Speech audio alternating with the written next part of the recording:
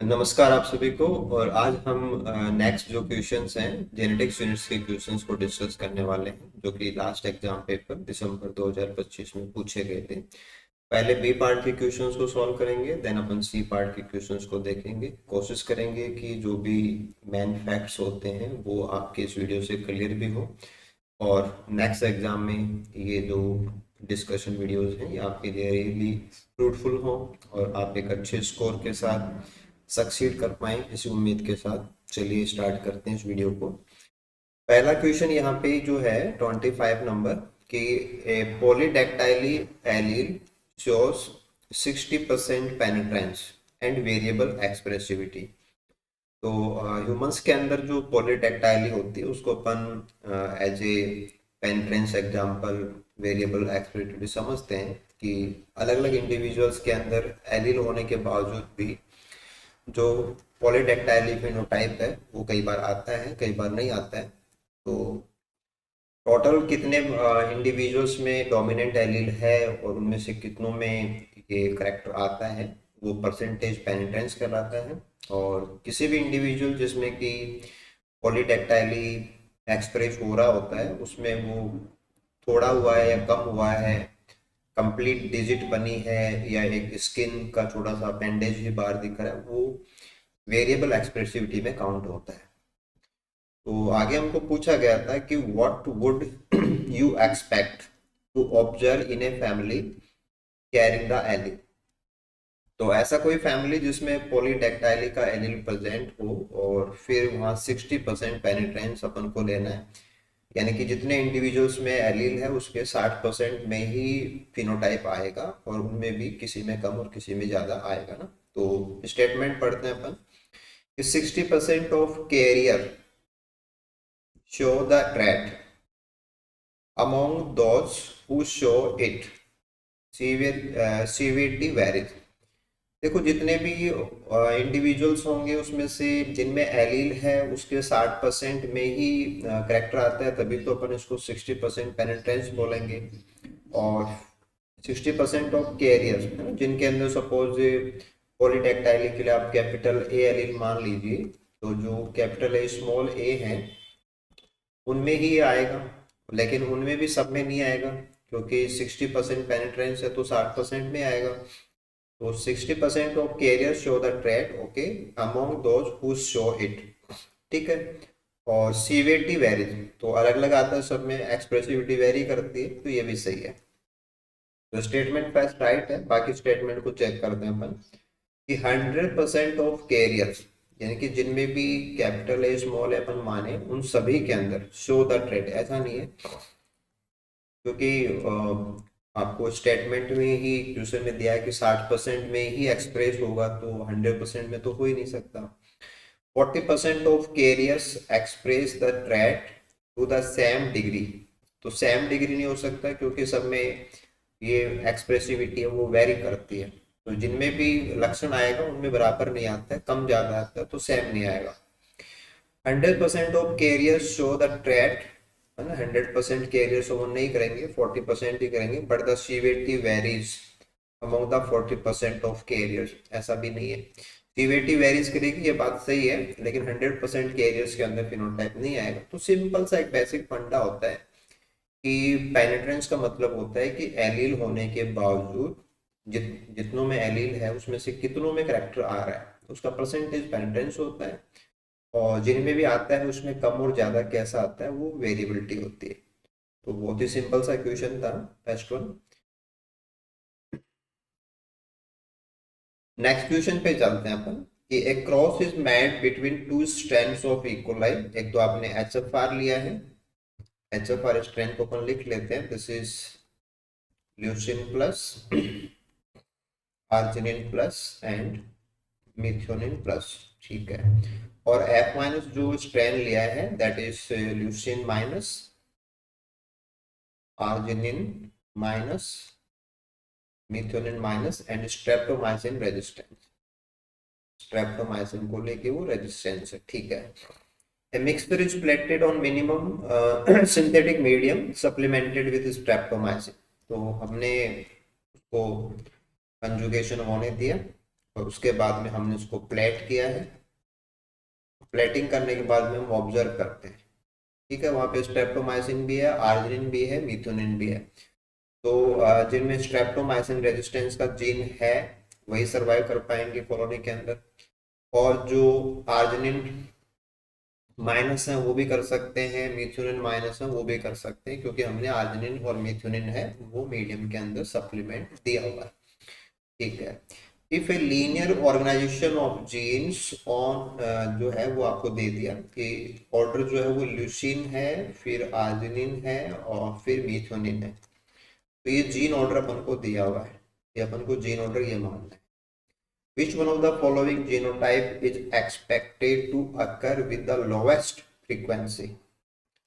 तो सबसे कम फ्रीक्वेंसी वाला जीनोटाइप कौन सा होगा वो अपन को बताना है। देखो जब आप ऑर्डर को ये लेते हैं ल्यूसीन, आर्जिनिन, मिथुनिन, तो ओवरहेड एरो है वो अपन इस प्रकार से लगा सकते हैं, ओवरहेड एरो। ये सबसे पहले ल्यूसीन का जीन जाएगा, फिर आर्जिनिन का जाएगा, फिर मिथुनिन का जाएगा। ओके, तो हाईएस्ट परसेंटेज जो है वो ल्यूसीन प्लस का होगा। उसके बाद में ल्यूसीन प्लस और आर्जिनिन प्लस का होगा, और उससे भी कम है वो leucine plus, arginine plus, मिथुनिन plus का होगा, तीनों के एक साथ जाने के चांस है। देखो पहला ऑप्शन तो है कि leucine plus, arginine plus, मिथुनिन plus, ये तो लास्ट वाला है, ये सबसे हाईएस्ट है, ये मीडियम है, ये लोवेस्ट है। और ल्यूसीन प्लस चला गया हो, आर्जिनिन चला गया हो, मिथुनिन नहीं गया हो, तो ये सेकंड वाला है, ये भी अपन को मिलेगा, ठीक है। ल्यूसीन प्लस ही गया है ओनली, ये फर्स्ट वाला है जिसकी हाईएस्ट कॉन्सेंट्रेशन है, ये तो सबसे हाईएस्ट वाला है, ये अपन मिथुनिन नहीं गया, मीडियम वाला मानेंगे, ये लो है। लेकिन फोर्थ वन में जो दिया हुआ है कि ल्यूसीन प्लस चला गया, मिथुनिन प्लस भी चला गया, then this is of cross over, arginine minus, तो इसकी फ्रीक्वेंसी सबसे कम होगी, क्योंकि पहले जो आप एरो हेड को अप्लाई करेंगे तो सबसे पहले ल्यूसीन जाएगा, देन आर्जिनिन जाएगा, देन मिथुनिन जाएगा। तो ल्यूसीन और मिथुनिन चले गए हो, आर्जिनिन नहीं गया हो, यानी कि क्रॉस ओवर हुआ हो, तो उसकी संभावना और भी कम है। तो सबसे लोवेस्ट जो अल्ट्रा लो होगा that will be fourth one. तो आंसर क्या अपन को देना है, फोर्थ वन देना है। नेक्स्ट क्वेश्चन देखते हैं, ये सी पार्ट से क्वेश्चन है, क्वेश्चन नंबर 73 कि given below are different types of mapping populations in plants. तो मार्कर की सहायता से हम जो प्लांट्स में मैपिंग करते हैं हाइब्रिडाइजेशन प्रोग्राम्स के थ्रू, उसको लेके ये क्वेश्चन था। तो कॉलम एक्स में तो अपन को मैपिंग दी हुई है, एंड कॉलम वाई के अंदर उनके कैरेक्टर्स हैं वो दिए हुए हैं, यहाँ पे अपन को कैरेक्टर्स दिए हुए हैं। तो ABCD अपने पास 4 पैटर्न्स हैं, और फिर वाई के अंदर उनके स्टेटमेंट्स अपन ले सकते हैं। देखो पहला जो था कि F2 मैपिंग पॉपुलेशन, तो F2 मैपिंग पॉपुलेशन का मतलब होता है कि हम जो F1 है उसकी सेल्फिंग करवाते हैं, F1 into F1। तो F1 के अंदर जो भी अपने पास हाइब्रिड होता है उसको अपन वापस उसी से क्रॉस कराएंगे, उससे अपन को F2 प्राप्त होता है। तो फिनोटाइप होगी, जो सेग्रीगेशन होगा एलिल्स का F2 के अंदर, वो 3:1 आता है, कि जो डोमिनेंट है वो 3 अनुपात में, और 1 अनुपात के अंदर जो रिसेसिव वाले हैं वो आएंगे, तो 3:1 रेशियो अपने पास आएगा। तो 3:1 ratio phenotype segregation of the dominant allele, dominant है वो 3, और जो दूसरे वाले रिसेसिव 1 के अंदर आएंगे, तो ए में तो अपन को 4 लेना है। ओके, उसके बाद में है बैक क्रॉस। देखो बैक क्रॉस का मतलब होता है कि जो अपने पास F1 होगा उसका हम आइदर पेरेंट कोई सा भी हो उससे क्रॉस कराते हैं,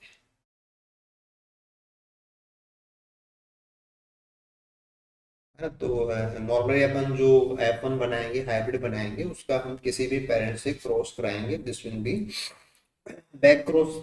तो बैक क्रॉस कराने पे क्या होगा कि जो यहाँ जो अपन स्टेटमेंट चेक कर सकते हैं कि 1:0 segregation of dominant marker, 1:1 segregation ratio of the both dominant and codominant marker, recombination is represented only from the male source. तीनों ऑप्शन आपके पास बचे हुए हैं। तो this will be 1-0 segregation of dominant marker. क्योंकि अगर हम बैक क्रॉस कराएं और बैक क्रॉस के अंदर भी आइदर पेरेंट की जगह पे अगर हम रिसेसिव पेरेंट लें, जो कि नॉर्मली अपन लेते हैं, बैक क्रॉस का रियल मीनिंग तो होता है कि हम किसी भी पेरेंट से करवा सकते हैं, बट नॉर्मली अपन जैसे टेस्ट क्रॉस होता है वो भी एक प्रकार का बैक क्रॉस लेते हैं अपन। तो रिसेसिव पेरेंट से अगर हम ये सब कराएं, बैक क्रॉस के लिए रिसेसिव पेरेंट को लें, तो वहां पे डोमिनेंट मार्कर है उसका पैटर्न हमें 1-0 मिलेगा, राइट। तो ये अपन को जोड़ना पड़ेगा फर्स्ट वन से। थर्ड जो स्टेटमेंट लिखा हुआ था, this is recombinant inbred lines. Recombination जो है, रिकॉम्बिनेंट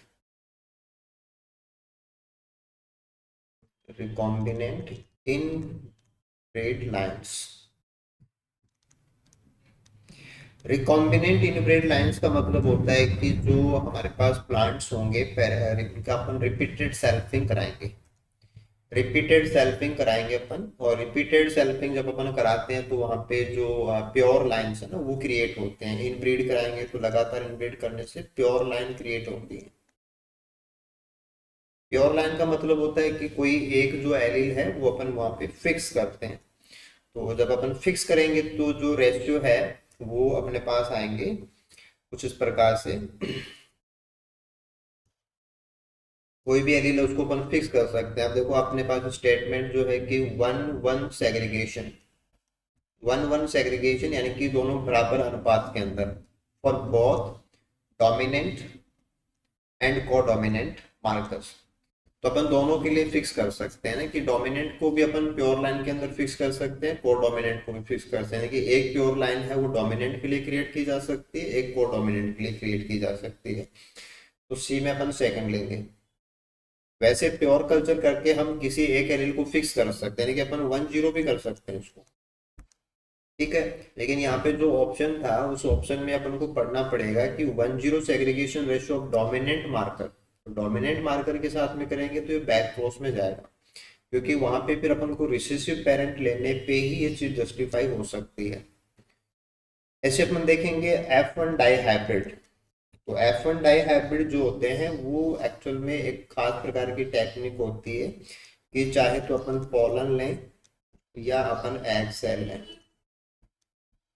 इनमें अपन केमिकली क्रोमोसोम डबलिंग करा दें।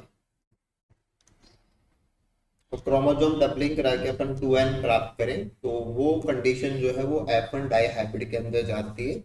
और यहाँ पे जो भी पैटर्न होगा, क्योंकि वहाँ पे एक ही पेरेंट काम आ रहा है, या तो पोलन काम में आ रहा है या एग सेल काम में आ रही है, तो वन पेरेंट का कंट्रीब्यूशन होता है। बाकी तो अपन डबलिंग करा के क्रोमोसोम्स को नंबर है वो प्रोबेबिलिटी बढ़ा देते हैं।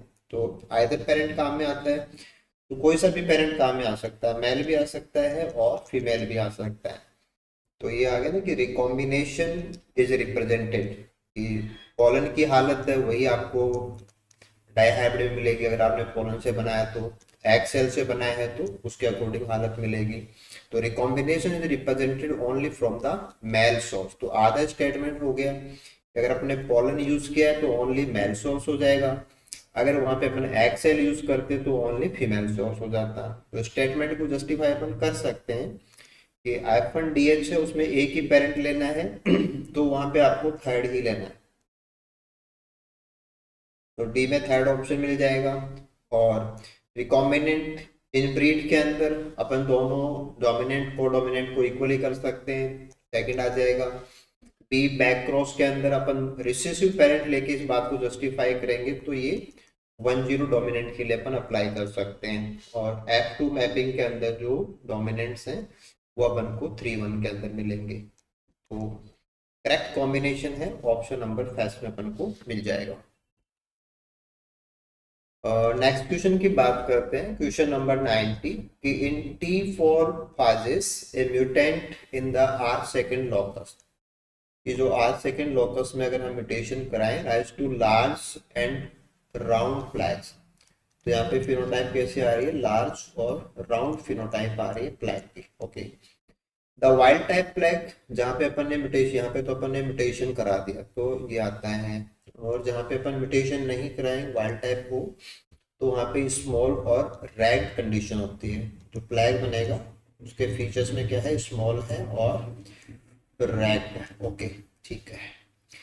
10 इंडिपेंडेंट म्यूटेशंस अपन ने कराए कि M1 से लेके M10 तक 10 म्यूटेशंस कराए गए in the R second locus were isolated, ठीक है। इन ऑर्डर टू टेस्ट कि ये वाले जो म्यूटेशंस हैं whether the mutations affected the same protein coding region, कि वो एक लोकस पे है या नहीं है, वो हमने चेक किया। और इकोलाई सेल्स हैं उस पे हमने T4 का इन्फेक्शन कराया, to mutant phases at the same time. और जो प्लैग बने थे उनके फीचर्स को हमने नोट किया। तो या तो वहाँ पे प्लैग्स हैं वो स्मॉल और रैग्ड बनते हैं, तो स्मॉल और रैग्ड बने हैं उनको तो हमने प्लस यानी कि वाइल्ड टाइप बोला है। और जो लार्ज और राउंड बने हैं उनको हमने म्यूटेंट यानी कि माइनस टाइप बोला है। ओके, रिजल्ट्स है वो नीचे मैट्रिक्स में अपन को दिया हुआ है, तो अपन चेक करते हैं। बहुत ही सिंपल क्वेश्चंस होते हैं। जैसे अपन क्रोमोसोम मैपिंग करते हैं ना, आप पहले भी ये क्वेश्चन आए हुए हैं सेम पैटर्न के, तो काफी इजीली हो जाएगा, चेक करिए। कि दो अपन ने स्ट्रैंड लिया ना, जैसे अगर आप मान लीजिए कि ये स्ट्रैंड 1 है और ये स्ट्रैंड 2 है, म्यूटेंट स्ट्रैंड लिया ना, उनका उनका रिजल्ट यहाँ पे है। तो देखिए M1 ने एक प्रकार से इसे कॉम्प्लीमेंटेशन होता है, बिल्कुल उसी प्रकार से आपको सॉल्व करना है कि M1 ने कॉम्प्लीमेंट किसको नहीं दिया, M3 M4 जहां जहां माइनस है।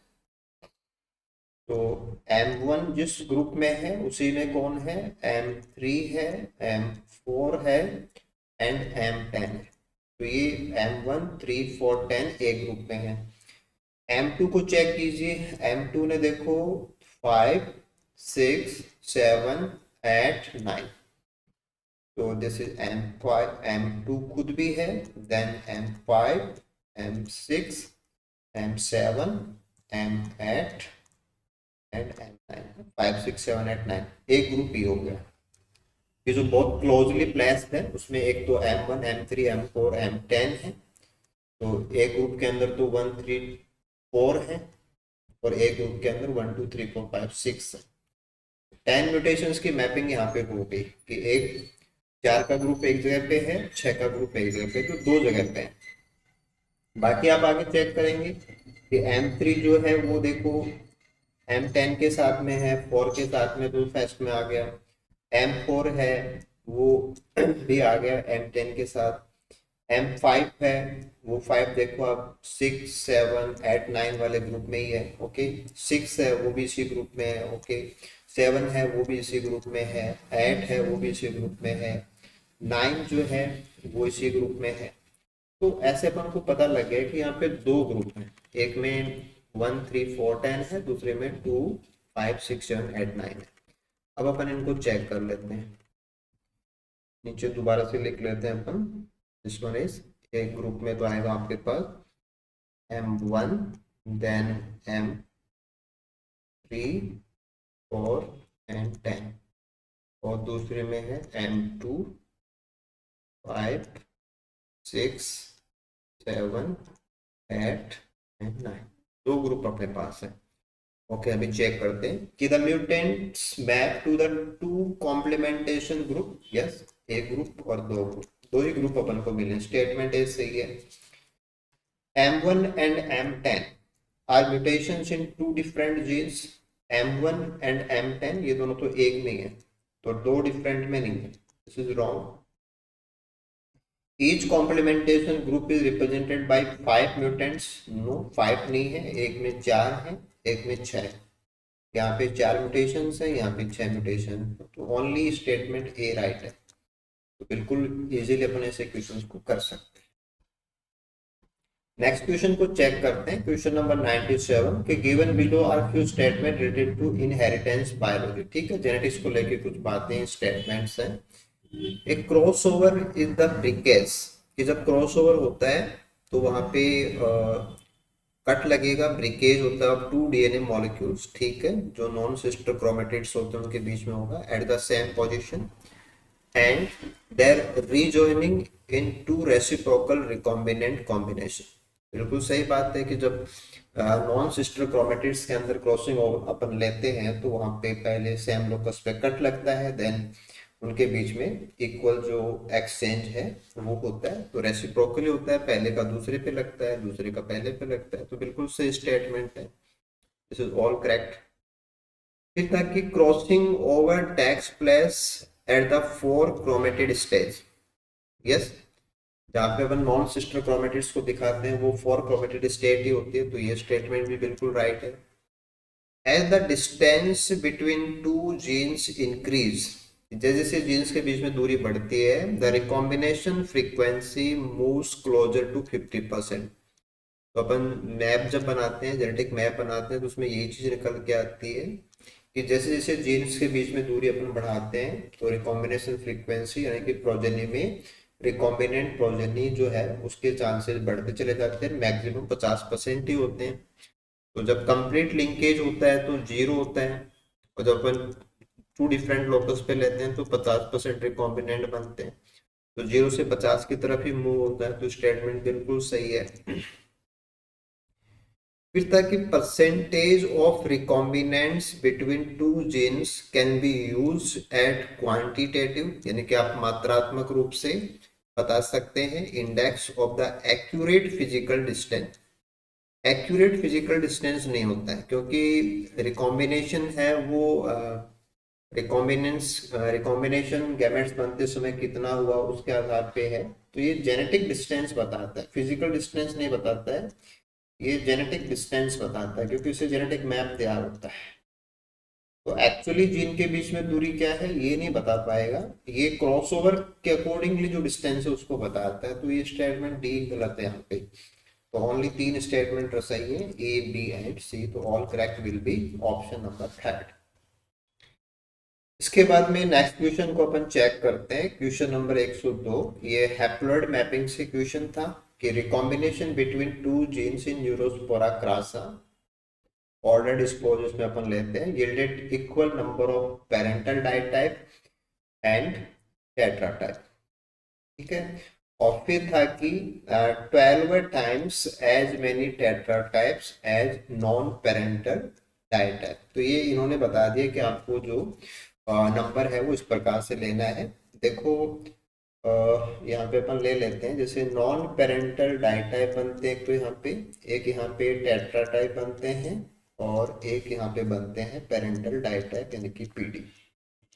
ठीक है, तो अब यहाँ पे देखो कि नॉन पेरेंटल डाइट टाइप जितने हैं ना, नॉन पेरेंटल डाइट टाइप जितने हैं उनके 12 गुना बनेंगे टेट्रा टाइप। तो नॉन पेरेंटल को जैसे एक बार सपोज के लिए अपन कोई भी फिगर मान सकते हैं, आप एक्स मान के भी काम कर सकते हैं, या एक्स के साथ में आपको दिक्कत है कैलकुलेशन करने में तो आप कोई भी फिगर मान लीजिए, जैसे अपन ने 10 मान लिया कि 10 का उसमें आ जाता है वो एनपीडी है। तो टेट्रा टाइप में उसमें कैसे होंगे, 12 गुना होंगे यानी कि 120 प्रकार के। ठीक है, और फिर था कि पेरेंटल डाइट टाइप और टेट्रा टाइप जो है वो इक्वल नंबर में है, तो जितने टेट्रा टाइप है उतने ही पेरेंटल डाइट टाइप लेने हैं। तो ये तो आपके पास फिगर आ गया कि वी हैव 250, तो टोटल तो हो गया अपने पास 250। अब जब अपन को डिस्टेंस बतानी होती है तो डिस्टेंस में अपन क्या करते हैं कि नॉन पेरेंटल डाइट टाइप जो पेरेंट से मैच नहीं करते, दो ही प्रकार होते हैं, वो तो अपन को पूरे लेने होते हैं। और टेट्रा टाइप में क्या होता है कि चार प्रकार बनते हैं, चार में से दो पेरेंटल होते हैं, दो नॉन पेरेंटल होते हैं, तो इसको अपन को हाफ लेना होता है। और पेरेंटल डाइट टाइप है इसमें रिकॉम्बिनेशन हुआ ही नहीं है तो इनको नहीं लेना होता है। तो एक्चुअल में अपन क्या करते हैं कि एनपीडी को पूरा लेते हैं, एनपीडी अपन ने पूरा ले लिया प्लस हाफ टेट्रा टाइप लेते हैं divided by total and multiplied by 100। तो इन फिगर्स को अपन काम में ले लेते हैं, एनपीडी अपने पास 10 है, टेट्रा टाइप का आधा करेंगे तो ये 60 हो जाएगा, टोटल आपके पास 250 है, तो then it will be 70 upon 250 into 100। तो अपन इसको सॉल्व करेंगे तो दैट विल बी 28%, तो 28 मिनट दूरी आएगी। बस अपन को क्वेश्चन की लैंग्वेज समझनी थी और दो चीजें आपको पता होना चाहिए कि एनपीडी जो है नॉन पेरेंटल है तो वो सारे ही रिकॉम्बिनेंट है। टेट्रा टाइप में आधे ही रिकॉम्बिनेंट होते हैं, और रिकॉम्बिनेशन फ्रीक्वेंसी के लिए हम जितने भी रिकॉम्बिनेंट्स होते हैं उनको टोटल से डिवाइड करके परसेंटेज निकालते हैं। ओके, नेक्स्ट क्वेश्चन पे आइए। क्वेश्चन नंबर 127 था कि conjugation experiments were perform by mixing 4 different auxotrophic strands P Q R S. तो 4 स्ट्रैंड ली है पी क्यू आर एस जो कि ऑक्सोट्रॉफिक है, उसमें कोई ना कोई जीन है, उसमें म्यूटेशन है, ठीक है, in different combinations. Okay, the generation of फोटोट्रॉप्स कि जो फोटोट्रॉप्स हैं वो इनमें रिकॉम्बिनेशन होने के बाद में बनेंगे। In each of these combinations on appropriate minimum selection medium है वो अपन को यहाँ पे बताया गया। ये तो था कि हमने कौन से स्ट्रैंड लिए, और यहाँ पे है कि हमको जो प्रोटोट्रॉप्स हैं वो कितने मिले, ठीक है। अब इसमें थोड़ा सा समझना है, बस उसी को अपन को अप्लाई करना है, उसको अपन चेक कर लेते हैं। देखो पहला देखते हैं अपन, पी एंड क्यू जब लिए तो ओनली 20 प्रोटोट्रॉप्स बने हैं, ठीक है। एस एंड आर लिए तो 1000 बने, और पी एंड एस लिए तो 1000 बने। तो रिकॉम्बिनेशन की फ्रीक्वेंसी ज्यादा है, रिकॉम्बिनेशन ज्यादा हुआ है। रिकॉम्बिनेशन ज्यादा कब हो सकता है, जब एक स्ट्रैंड एच एफ आर लिए, H F are into F minus लिया। तो अगर अपन ने H F are into F minus लिया है तो एच एफ आर है वो हाई रिकॉम्बिनेशन फ्रीक्वेंसी के लिए जाने जाते हैं। तो यहाँ पे नंबर सबसे बड़ा है तो एच एफ आर की नेचर को रिफ्लेक्ट कर रहा है कि एच एफ आर लेंगे तो ज्यादा जीनोम ट्रांसफर होते हैं। अब इसमें एक चीज आती है कि हम यहाँ पे देखते हैं तो एस एंड आर है, और यहाँ पे पी एंड एस है, तो जो कॉमन है दैट इज एस। तो एस यहाँ पे कौन है, एच एफ आर है।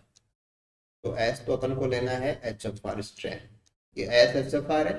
अब एस एच एफ आर है तो ऑटोमेटिकली अपन को पता चल गया कि आर और पी एफ माइनस है, ये एफ माइनस है और ये भी क्या है, एफ माइनस है, ठीक है। अब पी एंड आर को चेक कीजिए। पी एंड आर को जब अपने लिया है तो यहाँ पे कोई भी प्रोटोट्रॉप नहीं बना है। इसका मतलब क्या हुआ कि यहाँ पे या तो आपने जो भी लिया होगा वो दोनों सेम स्ट्रैंड के हैं। ऐसा कब हो सकता है कि जब ऐसा कुछ हुआ ही नहीं है कि सेम नेचर हो सकती है। सेम नेचर का मतलब जैसे आपने एफ प्लस ले लिया तो कुछ भी नहीं होगा, एफ माइनस ले लिया तो कुछ भी नहीं होगा, या एच एफ आर ले लिया तो कुछ भी नहीं होगा। तो सेम नेचर का होने पे ऐसा हो सकता है। अब देखो पी एंड आर दोनों ही कौन है, एफ माइनस है। तो यहाँ पे क्या लिया गया है, एफ माइनस। तो दोनों ही एफ माइनस है तो कुछ भी नहीं हो सकता। तो ये चीज आपको यहाँ से क्लियर हो जाती है कि ये क्यों है, एफ माइनस की वजह से हुआ है। अब P एंड Q यहाँ पे देखो हुआ है, लेकिन ये नंबर बहुत कम है, 1000 के कंपैरिजन में कुछ भी नहीं है। तो P जो है वो तो आपको माइनस ही लेना है, F माइनस ही। Q है उसको अपन एच एफ आर नहीं ले सकते। अब अपने पास ऑप्शन क्या है, यहाँ पे ऐसा भी नहीं कि सेम नेचर है, रिकॉम्बिनेशन तो अपन को मिला है, थोड़ा सा मिला है, तो ये नेचर क्या हो सकती है, एफ प्लस हो सकती है। तो Q है वो एफ प्लस है। तो नंबर ऑफ प्रोटोटॉप्स से अपन डिसाइड करेंगे कि एच एफ आर जो है वो हाई फ्रीक्वेंसी के लिए काउंट होता है। तो हाई फ्रीक्वेंसी के लिए काउंट करेंगे तो एस अपन को एच एफ आर लेना है। अब अपन स्टेटमेंट्स को चेक कर लेते हैं। स्टेटमेंट नंबर 5 था strain P and R are F minus. Yes, ये स्टेटमेंट पूरा सही है कि दोनों एफ माइनस है। स्टेटमेंट स्ट्रेंथ जो क्यू है, Q is F plus, yes ये भी सही है, Q is F plus. Strain S जो है वो HFR स्ट्रेन है, यस S HFR स्ट्रेन है। फिर था कि strain P and R are F plus and F minus respectively. तो ये दोनों F माइनस है, F प्लस नहीं है, तो डी स्टेटमेंट गलत हो गया। Strain P and R both are H F R, ये एच एफ आर नहीं है, दोनों क्या है, एफ माइनस है। तो ओनली ए बी से 3 स्टेटमेंट से है। तो ए बी सी 3 स्टेटमेंट से है, यानी कि option number 4 will be correct answer. तो ये कुछ क्वेश्चंस जो कि दिसंबर 2025 पेपर के जेनेटिक्स यूनिट से थे। आई होप आपने ये सब सही किया होगा, या आपसे कोई गलती हुई है तो आप वीडियो से उस चीज़ को क्लियर कीजिए, समझने की कोशिश कीजिए। अगर आपको अभी भी किसी क्वेश्चन में डाउट है, कुछ पूछना चाहते हैं, तो आप कमेंट बॉक्स में हमें कमेंट कर सकते हैं। और बाकी अगर आप जून एग्ज़ाम के लिए प्रिपेयर कर रहे हैं 2026 के लिए, तो आप हमारे चैनल के ऊपर हैं तो चैनल को आप सब्सक्राइब भी कीजिए रेगुलर अपडेट्स के लिए। और साथ में अगर आपको एक पर्टिकुलर स्कोर के साथ में ये एग्ज़ाम क्रैक करनी है, और के लास्ट जो एफर्ट्स हैं अगर आप उनसे एग्ज़ाम अभी तक क्रैक नहीं कर पाए तो we welcome all of you कि आप हमसे जरूर संपर्क करें। हमारे मोबाइल एप्लीकेशन पे आइए, और जो रेगुलर क्लासेज हैं और जो डिस्कशन क्लासेज हैं, क्वेश्चन सॉल्विंग जो अप्रोच हम यहाँ पे फॉलो कर रहे हैं उसका पूरा फ़ायदा उठाइए। और हम चाहते हैं कि नेक्स्ट एग्जाम में आप सभी एक सक्सेसफुल एस्पिरेंट्स के रूप में हमसे मिले। Thank you so much. Good luck आप सभी।